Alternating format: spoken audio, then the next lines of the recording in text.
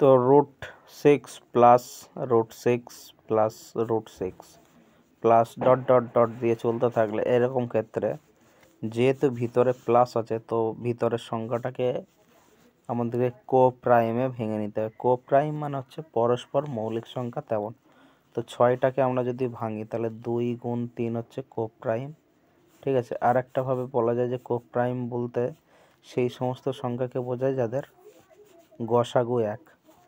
ঠিক আছে, HCF 1 হয় তাদের বলা হচ্ছে প্রাইম এবং কোপ্রাইম। কোপ্রাইম মানে হচ্ছে পরস্পর মৌলিক সংখ্যা। তো এইখানে যেহেতু প্লাস আছে, প্লাসের ক্ষেত্রে আমরা সংখ্যাটা বড় সংখ্যা দেবো। তো এখানে উত্তর হয়ে যাবে 3। যদি এখানে বিয়োগ দেওয়া থাকতো তখন হয়ে যেত ছোট সংখ্যাটা, উত্তর হয়ে যেত 2। Thanks for watching.